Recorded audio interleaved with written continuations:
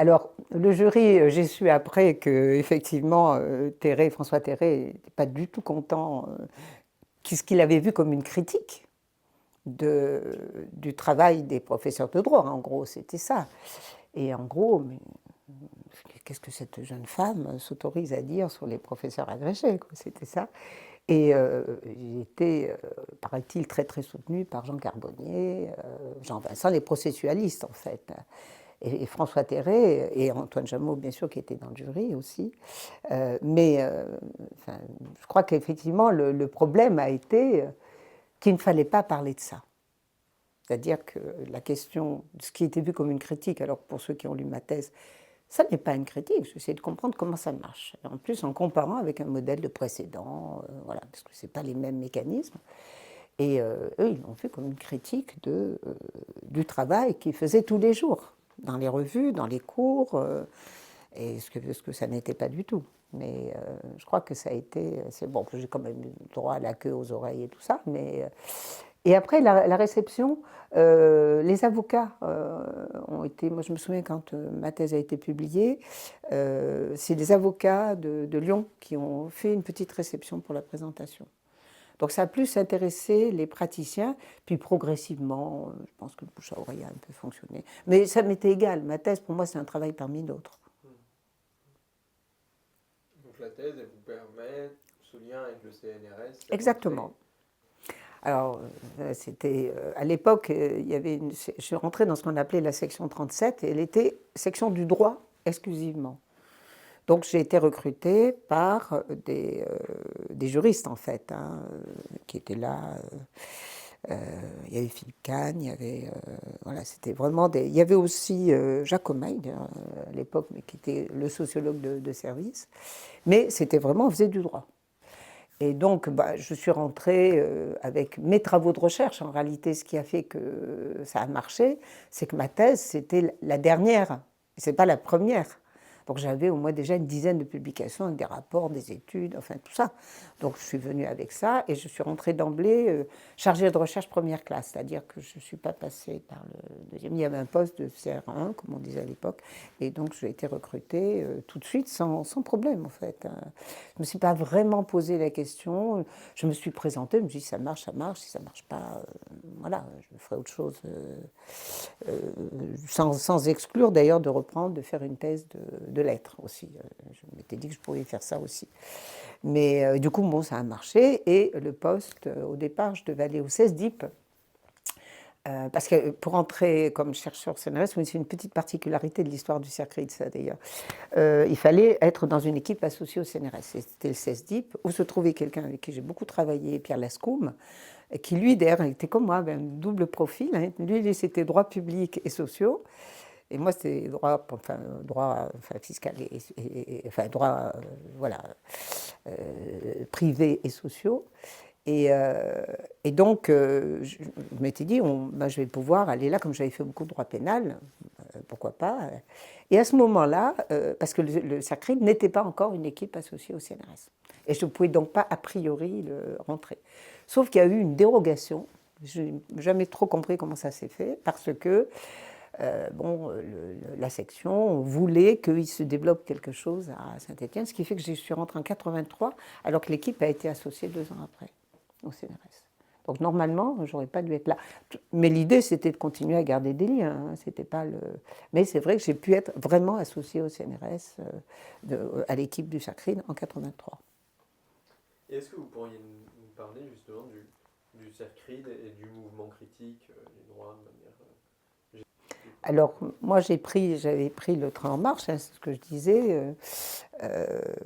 Bon, pour faire un saut dans le temps, on vient avec Antoine Jameau de faire paraître au mélange Cadier, hein, notre texte, comment on est passé de la critique du droit au centre de recherche critique sur le droit. Et ça nous est venu comme une sorte de continuité.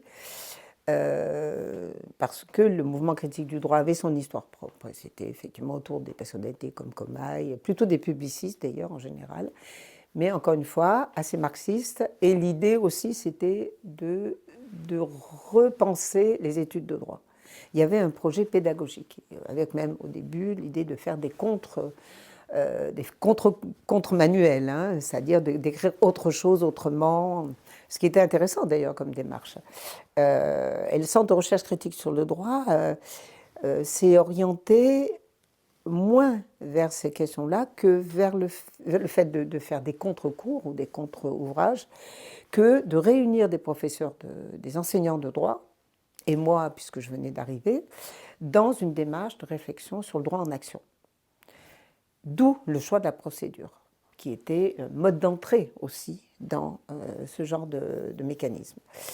Et là, il y avait plein de jeunes professeurs qui étaient arrivés. Marie-Claire Rivier, qui est une compagne de route de la première heure, qui a fait sa thèse de droit de la famille à Lyon 3, que j'avais connue à Lyon 3, mais qui après s'est mis à faire la procédure et qui a été vraiment, qui a formé des générations à Saint-Étienne. Il y avait Pascal Ancel sur le droit privé, il y avait Gérard Blanc qui travaillait sur les contrats. Et si vous regardez la base de données que le CERCRID a constituée, regardez les noms des auteurs, tous les enseignants, peu ou prou, ont participé à des opérations de recherche empirique sur des thématiques qui étaient liées, non pas on fait du droit commercial, non pas ça, c'est-à-dire on s'intéresse à des dimensions pratiques. Par exemple, Gérard Blanc s'était intéressé au contrat de franchise. Donc il a travaillé sur des synalagmathèques. Sur des bibliothèques de contrats. Et c'est très intéressant de se poser la question comme ça. Varier les matériaux, varier les outils, avec ses compétences propres. Et puis aussi, ça va culminer, le lien va se faire en 84, lorsque on est engagé dans une opération avec le ministère de la Justice de refonte des nomenclatures d'affaires. Donc ça allait très vite, parce que moi je suis rentrée en 83. Enfin 84-85, là, j'avais besoin de données statistiques pour travailler sur les... J'avais un contrat avec le commissariat au plan, j'ai commencé comme ça d'ailleurs à Saint-Étienne, sur les modes alternatifs, déjà à l'époque, voilà, ces conciliations, et là, bon, on a fait une étude financée, et j'avais besoin de données statistiques. Je vais à Paris, service statistique de la chancellerie, et j'ai eu la chance que... Dans ce service, pour la première fois, on n'avait pas des magistrats, mais on avait des statisticiens de l'INSEE. C'était Georges Godin en l'espèce, à qui je demande des données, et il me dit « Ah, mais c'est extraordinaire, c'est la première fois qu'on nous demande ça. Et là, justement, on est en train de refaire les systèmes. Est-ce que vous voudriez ?» Il me sollicite pour mettre en place des groupes de travail, pour travailler sur des nomenclatures. Je dis « Bah oui, très bien. » Je reviens à Saint-Étienne, je leur dis « Qu'est-ce que vous en pensez ?» Tout le monde a dit « On y va. » Et on a constitué un groupe de travail composé d'universitaires, chercheurs, il n'y avait que moi, parce qu'il y avait peu de chercheurs au CNRS, et on a constitué ce groupe de travail qui a travaillé, alors c'est plutôt à partir de 86, le temps que j'avais fait une étude préliminaire, enfin tout ça, et à partir de là, ce groupe de travail a travaillé 2 ans pour constituer la première nomenclature des affaires civiles, qui a été refondue plusieurs fois, mais dont la structure a été conservée et qui est encore en vigueur et qui permet de savoir ce qui se passe dans les tribunaux, puisque ce sont des données qui sont enregistrées. Elle est entrée en vigueur au 1er janvier 1988 dans tous les applicatifs de toutes les juridictions, sauf la Cour de cassation.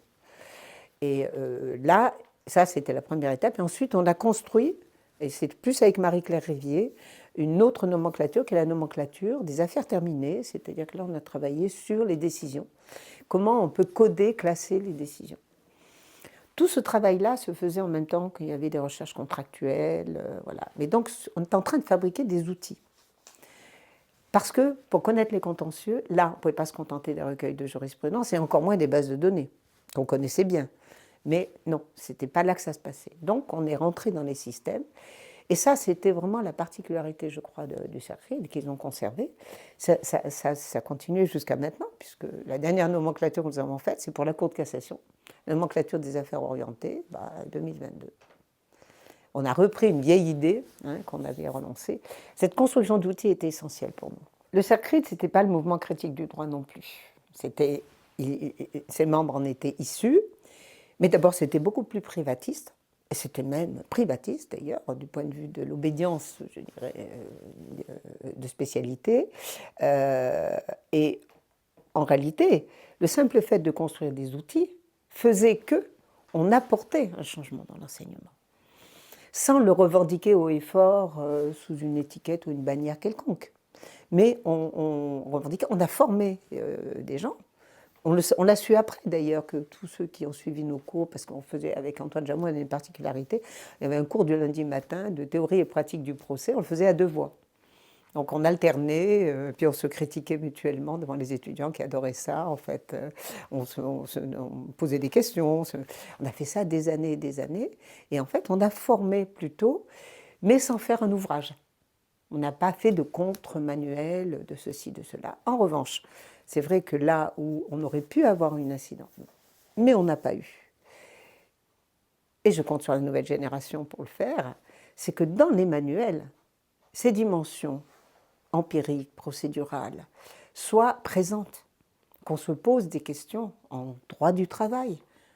Qu'est-ce qui se passe devant les prud'hommes, devant les cours d'appel, devant la cour de cassation, alors qu'on a les données. Moi, je publie tous les 3 ans, 4 ans, on sort une grande étude, j'en ai une qui est sur le feu en ce moment. On s'est dit, mais ça, pourquoi ça ne rentre pas dans les manuels? Ça ne rentre pas. C'est-à-dire qu'on continue à faire des commentaires et des présentations dans l'ordre du code, avec des textes qui bougent tout le temps, ce qui fait qu'on passe son temps à avoir des éditions avec des compléments pour dire que mise à jour de... Alors que si on avait des éléments d'information qui sont des éléments durs en quelque sorte, structurants, on peut dire voilà, c'est-à-dire ça évolue, mais voilà le noyau dur, je pense que ça permettrait d'avoir des données moins obsolètes rapidement, enfin, d'une histoire d'obsolescence programmée en quelque sorte de tous les manuels. Et ça, moi, ça reste mon regret. Je pense qu'on n'a pas réussi du tout, parce que il n'y a pas, hein, il n'y a pas dans les ouvrages, même pas un graphique, même pas un organigramme, même pas, je ne sais pas, des choses qui sont disponibles par ailleurs et pour lesquelles, effectivement, on a tout ce qu'il faut. Hein, on a tout ce qu'il faut. Alors, c'est critique au sens philosophique, oui. Moi je dirais, hein, c'est-à-dire de rediscuter ou d'éclairer hein, certaines dimensions qui ne l'étaient pas. Et effectivement d'empêcher, j'avais fait ça pour ma thèse en disant, je crois que c'est ça qu'avait pas aimé Terré, parce qu'il avait écrit ça aussi, dire les gens qui confondent contentieux et jurisprudence et que la publication d'arrêt induisait qu'il y avait beaucoup de contentieux devant les premières juridictions. C'est certainement non. Voilà, c'est la notion d'intérêt juridique, c'est tout à fait honorable d'ailleurs. Pas... Donc effectivement, le savoir critique, enfin je dirais presque par essence, tout savoir nouveau est critique. C'est-à-dire à partir du moment où vous introduisez des données qui permettent de moduler certaines observations, alors vous entrez dans un modèle critique. Toute la réforme des juridictions, par exemple, je veux dire, si elle n'est pas étayée par des observations, des affaires traitées, de l'évolution, de la géographie, nous nous efforçons constamment de remettre en perspective. Vous pouvez raconter ce que vous voulez. On va gagner du temps en faisant ceci ou cela. Et en fait, non. Et sur le CERCRID, est-ce que vous pouvez nous parler de la revue Procès qui était liée Alors, qui était liée, non, au mouvement critique du droit. Et est-ce que vous pouvez nous en parler de cette revue, de l'importance qu'elle avait à l'époque en bah, je crois que ça faisait partie des revues qui ont permis de faire connaître des objets particuliers à l'intérieur du mouvement critique du droit, en fait. Hein. Donc d'ailleurs, ma première réflexion sur la jurisprudence, c'est un article qui est paru dans Procès en 79, je crois, hein, où j'esquissais quelque chose, alors que ma thèse, je l'ai soutenue qu'en 83. Donc c'était juste une idée que j'avais. Je me suis dit, tiens, ça serait intéressant de le prendre sous l'angle de la presse. Et on avait plein de collègues qui publiaient des articles dans leur discipline, avec une approche qui était une approche alors critique au sens, encore une fois, de poser à nouveau frais des questions sur tel sujet, telle discipline, etc. Son influence, je n'ai jamais trop su. Parce que c'était une association hein, qui était le support. Bon, le CERCRID a numérisé les numéros de procès. Je trouve que c'était vraiment une très belle initiative. Des historiens d'ailleurs hein, qui ont fait ça. Je pense que c'est pas mal d'y revenir et de se dire, parce qu'il était vraiment à cheval entre le mouvement lui-même, qui était un mouvement, on disait marxiste à l'époque, enfin, parce que quand on était critique, on était marxiste, et puis les actions qui était de travailler avec des universitaires, que les universitaires retravaillent en fait des matières avec à nouveau frais en quelque sorte. Mais cela dit, il y a des travaux Marx et la société juridique de Jacques Michel. Hein, c'est vraiment une thèse, voilà, une thèse Marx et la société juridique. Donc là, il y avait des travaux de recherche qui étaient plus orientés politiquement. Alors politiquement, oui, enfin, on peut dire ça comme ça, mais c'était surtout, je pense que rien que le fait de reposer des questions sur l'enseignement était déjà un mouvement intéressant. L'insertion dans un cadre intellectuel, la présence de la sémiotique, des théories de la communication, de la linguistique, du structuralisme. Alors ça n'a pas été partagé vraiment. Au sens où, par exemple, la linguistique, bon, les linguistes à Lyon 2 qui étaient très impliqués, donc, et notamment Sylvie Bruxelles, qui est ingénieure d'études en linguistique, on a fait des travaux vraiment de linguistique. C'est-à-dire qu'on a travaillé, on utilisait les premiers logiciels d'ailleurs de traitement de données linguistiques. Il y avait l'article de la revue Langage, mais il y a aussi, quand on a fait la nomenclature des affaires, des décisions, on a fait toute une étude sur le langage des dispositifs des décisions. Et que j'ai là d'ailleurs, je peux éventuellement vous remontrer à un moment, où là on a fait un traitement de données pour construire la nomenclature. Et c'était Sylvie Bruxelles et moi, on avait mis en point un système de collecte, d'analyse de données, de la même manière que quand on avait fait la nomenclature. Sylvie Bruxelles est également associée avec Christiane Béroujon, qui est ingénieure d'études, et on a fait une expérimentation sur le codage, à l'occasion de laquelle on a rencontré des gens comme Alain Desrosières, qui était le grand pape avec qui j'ai beaucoup travaillé, qui était très, très, très... Et là, vous voyez, c'était plutôt sur des projets. Là, à ce moment-là, venaient des gens d'autres disciplines, mais je ne dis pas, ça intéressait les gens au CERCRID, hein, ailleurs, mais ça avait quand même des finalités qui étaient des finalités scientifiques, en quelque sorte, qui pouvaient relever d'une discipline, d'autres disciplines. Hein. Moi, j'ai publié dans toutes sortes de revues, mais c'est important que certains types de travaux soient faits sur des bases scientifiques.